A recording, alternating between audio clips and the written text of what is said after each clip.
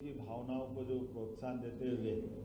जो हमारे द्वारा ये जो कुछ काम किए जा रहे हैं उसी भाव की थीम के आधार पर मैं अपनी बात रखने जा रहा हूँ। यशस्वी प्रधानमंत्री ने किसान कल्याण, कृषि की अर्थव्यवस्था और सारी बातों को गौर करते हुए जिस प्रकार से स्वदेशी की भावना का और खास करके किसान आधारित व्यवस्थाओं को प्रोत्साहन देते हुए अपने देश के अंदर स्वदेशी के भाव को बढ़ावा दिया है। हमारी अर्थव्यवस्था को लेकर, किसानों की अर्थव्यवस्था को लेकर के जो माननीय प्रधानमंत्री जी की दृढ़ता है वो हम सबको प्रेरणा भी देती है और वो हमको काम करने के लिए उत्साह भी देती है। मैं माननीय प्रधानमंत्री श्रीमान नरेंद्र मोदी जी का धन्यवाद अदा करता हूँ जो किसानों को हित को लेकर के स्वदेशी की भावना के आधार पर वो हमारे देश का इस प्रकार से हर मोर्चे पे नेतृत्व कर रहा है जो आज के दृष्टिकोण से समसामयिक है। मैं इस नाते से भी उनको धन्यवाद देना चाहता हूं। जब भोपाल की तरफ हम देखते हैं, अपने राज्य की तरफ देखते हैं, तो राज्य के लिए 10 तारीख के दिन स्वदेशीकरण की भावना के लिए ही हमारे राज्य में पहली बार रेल के कोच भी बनेंगे, मेट्रो ट्रेन की ट्रेन बनेगी। ये अपने आप में बड़ी उपलब्धि रहेगी हमारे स्वदेशी के उस अभियान को लेकर भी कि यहाँ बनने वाले कोच देश में भी, देश के बाहर भी, दुनिया में भी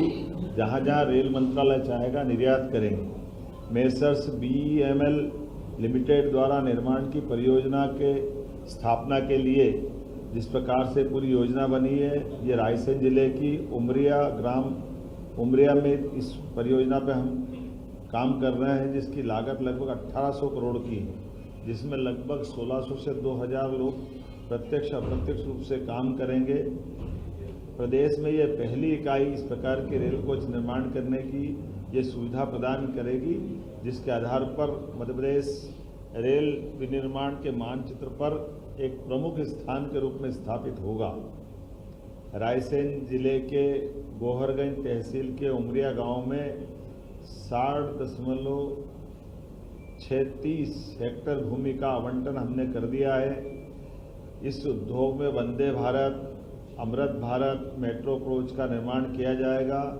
इस उद्योग के लगने से भोपाल और रायसेन क्षेत्र में बड़े पैमाने पे सहायक उद्योगों का भी अलग से उनकी यूनिटों का भी एक बड़ा बाजार बनेगा जो मध्य प्रदेश की राजधानी को भी और मध्य प्रदेश को भी अलग अलग प्रकार के औद्योगिकरण की व्यवसाय से जोड़ने का प्रयास करेगा। परियोजना के कुशलतापूर्वक संपन्न कराने के लिए मानव संसाधन खास करके जो हमारे अलग अलग BTech वाले, कंप्यूटर साइंस वाले उच्च शिक्षित विद्यार्थियों के लिए रोजगार के बड़े अवसर उत्पन्न होंगे और यही प्रधानमंत्री के मेक इन इंडिया के मंत्र को साकार करने का एक महत्वाकांक्षी मंत्र बनेगा। परियोजना उसी प्रकार से लगाई गई। प्रसन्नता का विषय यह है कि इस महत्वपूर्ण परियोजना में रक्षा मंत्री स्वयं हमारे बीच उपस्थित रहने वाले हैं। माननीय कृषि मंत्री जी का, चूंकि ये लोकसभा क्षेत्र है तो माननीय कृषि मंत्री शिवराज सिंह चौहान भी रहने वाले हैं। माननीय रेल मंत्री भी उसमें उपस्थित रहने वाले थे, लेकिन उनकी एक समान रूप से किसी और काम होने के कारण से वो हमारे लिए तकनीकी रूप से जुड़ेंगे, वर्चुअल रूप से जुड़ेंगे, जिनका आशीर्वाद हमको मिलेगा क्योंकि रक्षा मंत्रालय का BEML संस्थान बनाएगा और रेल कोच के सारे काम का ऑर्डर देने का काम रेल मंत्रालय करने वाला है। तो आज़ादी के बाद ये एक नए प्रकार के दौर में हम अपने निवेश अभियान के आधार पर राज्य के युवाओं के लिए, समृद्धि के लिए, काम और बाकी चीज़ों के लिए मध्य प्रदेश का जो हमने अभियान चलाया था ये उसी का अगला पड़ाव है। उल्लेखनीय है कि इसी के तुरंत बाद हम लगातार जो मैंने कहा है कि हमारा 10 तारीख से ही इस कारखाने के स्वदेशीकरण के भाव के आधार पर ये जो अभियान चला रहे हैं इसमें हमने सभी स्कूल, कॉलेज, सभी प्रकार के तकनीकी संस्थान, युवाओं को अपने पूरे प्रदेश में माहौल बना रहे हैं कि तिरंगा से इसको जोड़ करके स्वदेशीकरण की भावना के आधार पर ही जब आज़ादी का पर्व हमारे लिए केवल 5 दिन दूर रहेगा, ऐसे में हर घर तिरंगा जिसका ये 4था वर्ष प्रारंभ हो रहा है उसी में स्वदेशी की भावना और इस बार स्वच्छता का थीम के आधार पर ये हर घर तिरंगा अभियान का अभियान चलने वाला है। इसके आधार पर हम अपने उस पुरानी भावना के आधार पर जब आज़ादी के पूर्व क्रांतिकारियों ने, स्वतंत्रता सेनानियों ने, आम नागरिकों ने संघर्ष करके देश को आज़ाद कराया, लेकिन ये भोपाल रियासत हमको याद भी दिलाती है यहाँ तिरंगे का ज़्यादा ही महत्व है। ये 4 स्टेट थी जिनने भारत में मिलने से मना कर दिया था। ये स्टेट उस नाते से भी याद की जाएगी जिनने पाकिस्तान से, यहाँ के राजा नवाब ने पाकिस्तान से मिलने की बात कही थी, लेकिन यहाँ के नागरिकों का संघर्ष यशस्वी तत्कालीन उप प्रधानमंत्री और गृह मंत्री सरदार वल्लभ भाई पटेल की कुशल रणनीति के अंतर्गत 600 से ज़्यादा रियासतों ने स्वतः, लेकिन ये 4 रियासतों के लिए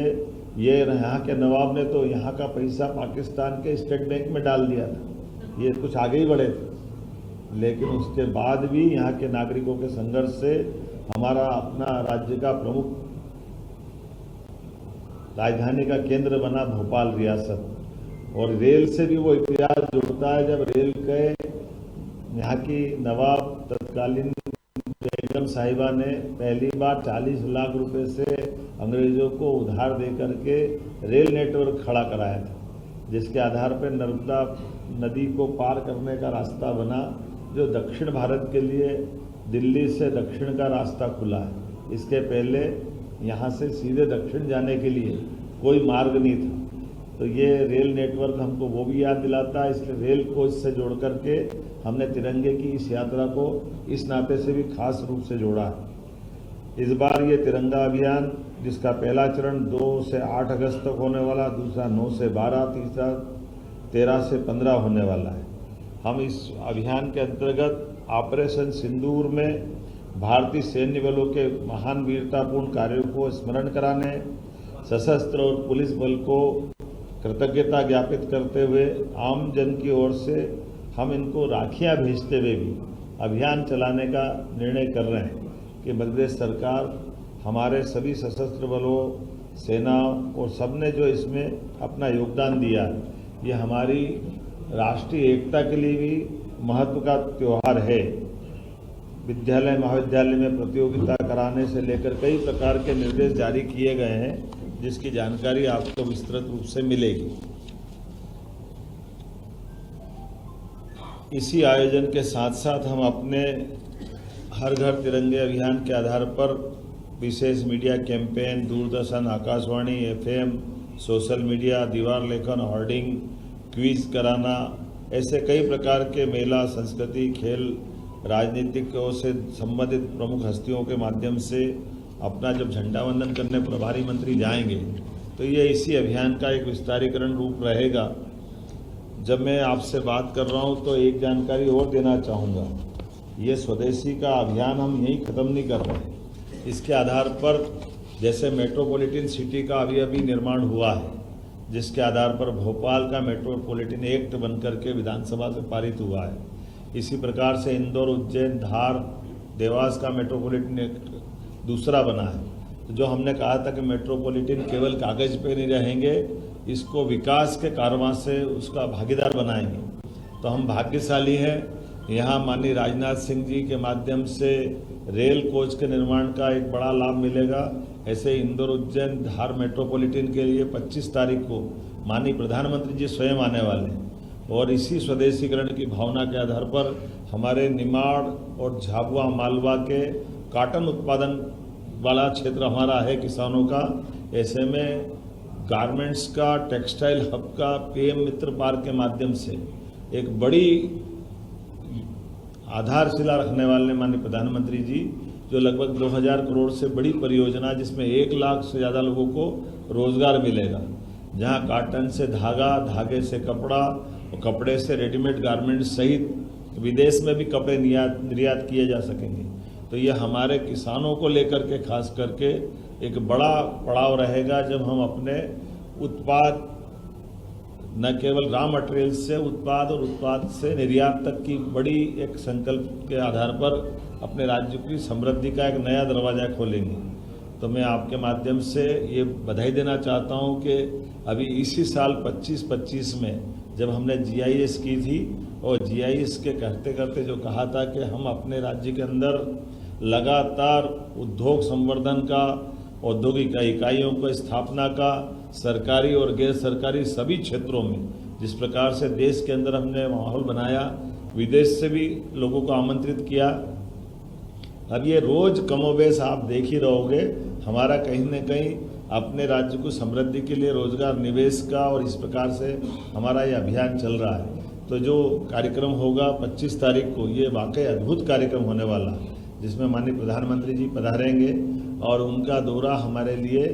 उद्योग निवेश की दृष्टि से बहुत महत्वपूर्ण कदम रहेगा। इसी के साथ साथ हमारे लिए और भी भविष्य के और कुछ कार्यक्रम लिए, जैसे हमारी 14 अगस्त के दिन और आज 2 अपनी और महत्वपूर्ण तिथियां। अब यहाँ से निकल करके मैं नरसिंहगढ़ में लाडली बहनों के लिए अपनी इस माह की रकम डालने वाला हूँ, जो 1250 रुपया हमारी लाडली बहनों की राशि रहेगी। साथ ही साथ रक्षाबंधन के अवसर पर 250 रुपया अतिरिक्त रूप से हमारी सारी 1,27,00,000 बहनों के खाते में अलग से देने वाले हैं। इस गिफ्ट के माध्यम से बहनें अपने लिए साड़ी खरीदे, कोई उपहार लाए, वो अपने जीवन में, क्योंकि इतनी बड़ी संख्या है तो उनको अपन बहनों को समर्पित, ये सरकार की भावना भी है। और ये एक तरह से इस सावन के महीने का हमारा बड़ा संकल्प भी दिखा रहा है। और इसी के तुरंत बाद, जब दिवाली के तुरंत बाद भाई दूज का पर्व आएगा, तो 1,500 रुपया महीना हम रेगुलर रूप से हर महीने हमारी सभी लाडली बहनों के खाते में डालना प्रारंभ कर देंगे। ये रक्षाबंधन का पर्व अपनी सभी बहनों को समर्पित रहने वाला है। और जो हमने पहले निर्णय किया था कि रक्षाबंधन के पहले 250 रुपये की राशि हम अलग से देने वाले हैं, तो ये अलग से देने का क्रम हमने राजगढ़ जिले के नरसिंहगढ़ में आज प्रारंभ किया है। मेरे साथ नरसिंहगढ़ राजगढ़ के 2 हमारे माननीय मंत्री मौजूद है, नारायण सिंह जी। इनके साथ 2 कार्यक्रम है, एक रायसेन के प्रभारी भी हैं, इसलिए BEML कोच का जहां हमारा ये नया कारखाना लगने वाला है, आप उसकी व्यवस्था भी देख रहे हैं। एक गौतम टेटवाल जी जो हमारे राजगढ़ जिले के सारंगपुर तहसील के माननीय विधायक भी हैं और बड़वानी और उज्जैन के प्रभारी भी हैं। आपके माध्यम से जो मेट्रोपॉलिटन का दूसरा क्रम चालू होगा, ऐसे में आप वहाँ के मेट्रोपॉलिटन की दृष्टि से भी ये जो हमारा दूसरा कारखाने का भूमि पूजन होने वाला है, तो ये एक एक करके वो सारे रोजगार परक आज के समय के बड़े कारखाने जो मध्य प्रदेश को समृद्ध करेंगे, उस दिशा में भी हम आगे बढ़ रहे हैं। और उसी के साथ साथ एक और परिचय कराता हूँ, वक्फ बोर्ड के अध्यक्ष डॉक्टर सनबीर पटेल जी हमारे बीच मौजूद है। आपके माध्यम से भी भोपाल में भी और देश प्रदेश में भी हमारे सभी शासकीय संस्थानों के साथ हमारे सभी वर्गों का हम ध्यान रख रहे हैं, जिसके आधार पर उनकी ज़िंदगी बेहतर हो, रोज़गार मिले और हम आगे बढ़ पाएँ। मैं आज ये शॉर्ट टाइम में आपको बुलाने के लिए,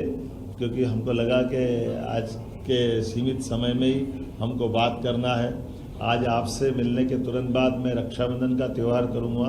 और वहाँ से सीधा दिल्ली जाने वाला हूँ। दिल्ली में हमारे फॉरेस्ट के मंत्री माननीय भूपेंद्र यादव जी के साथ मेरी मीटिंग है। भविष्य में हमारे फॉरेस्ट के क्षेत्र में और कई प्रोजेक्ट आने वाले हैं, जिस पे हम काम कर रहे हैं। और भी बाकी मंत्रियों के साथ भारत सरकार के माननीय प्रधानमंत्री श्रीमान नरेंद्र मोदी के नेतृत्व में जो डबल इंजन की सरकार चल रही है, ये लगातार ऐसे विकास के एक के बाद एक सौगातें देती जाएगी। मेरी अपनी ओर से आप सबको भी बधाई। छोटा जानकारी आपको और दे रहा हूँ, जो ये नया प्रयोग रहेगा,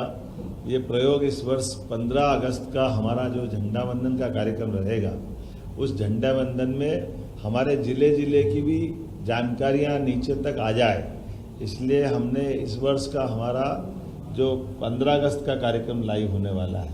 उस कार्यक्रम की डिज़ाइन ऐसी कर रहे हैं कि हमारे द्वारा संदेश तो जाएगा ही सही, जो मुख्यमंत्री का संदेश होता है तो वो लाइव प्रसारण भी रहेगा एक बार पूरे प्रदेश के अंदर, जहां हमारे हर जगह जिले के प्रभारी मंत्री अपना झंडा वंदन करेंगे और लाइव प्रसारण के बाद तुरंत बाद सभी प्रभारी मंत्री उस जिले के अंदर राज्य सरकार द्वारा चलाई जा रही जन कल्याणकारी जो योजना रहेगी, उसकी बात उसके आधार पर वो अपने स्तर पे करेंगे। तो इस बार का 15 अगस्त ये थोड़ा अलग प्रकार का भी रहेगा, लेकिन विकास के इतने सारे काम हैं, इतने प्रकार की व्यवस्था है तो जिले की बात भी जिले में अच्छे से आ जाए, प्रदेश की बात भी जिले में अच्छे से उतर जाए, इसलिए स्वतंत्रता दिवस की इस बार अच्छे से प्लान किया है। मैं उम्मीद करता हूं कि इन सारे कामों के साथ साथ एक और कार्यक्रम की जानकारी आपको देना चाहूँगा। जब 14 अगस्त को बलराम जयंती है और किसान आधारित अर्थव्यवस्था पे हम कृषि आधारित बात जब चला रहे हैं, तो किसानों की सम्मान निधि मंडला से डालने वाले बलराम जयंती है 14 अगस्त के दिन। तो 14 अगस्त को बलराम जयंती की हमारे द्वारा ये एक बड़ी सौगात मिलने वाली है। और उसके बाद 15 अगस्त और 16 अगस्त तो जन्माष्टमी तक, जैसा कि आपने कल विधानसभा में भी देखा है कि हमने कृष्णायन करके जो भगवान कृष्ण की लीलाओं का महत्व गोकुल, वृंदावन, मथुरा में है या द्वारका में है, वही लीलाएं हमारे मध्य प्रदेश से भी जुड़ी हैं। तो भगवान कृष्ण ने जहाँ शिक्षा ग्रहण किए, वो उज्जैन, इंदौर के पास का जाना पाव नामक स्थान जहाँ भगवान कृष्ण को परशुराम जी ने सुदर्शन चक्र दिया है, या धार का वो अमझेरा नामक स्थान जहाँ भगवान माता रुक्मणी के हरण के टाइम बड़ा भारी युद्ध लड़ते हैं, या ऐसी और उल्लेखनीय घटना गरीब और अमीर की दोस्ती का सबसे बड़ा केंद्र कृष्ण सुदामा जी की दोस्ती वाला घटनाक्रम जो महिदपुर तहसील के नारायण नामक स्थान पर होता है। ऐसे स्थानों को हम तीर्थ भी बनाने वाले हैं और भगवान कृष्ण की लीलाओं के माध्यम से जन्माष्टमी को इनसे भी जोड़ने वाले हैं, ताकि भगवान कृष्ण के अनुयायी बड़ी संख्या में देश भर में है, प्रदेश में है। तो वो जो गोकुल, वृंदावन, मथुरा का महत्व है, द्वारका का महत्व है, वो हमारे प्रदेश के साथ भी है। तो धार्मिक पर्यटन को लेकर भी ये एक बड़ा अभियान हमारा चलने वाला है। बोलने के लिए तो बहुत कुछ है, लेकिन मैं मान के चलता हूँ कि आज के अवसर पर इतना कहना पर्याप्त है। मेरी अपनी ओर से एक बार फिर आप सबका अभिनंदन, बधाई।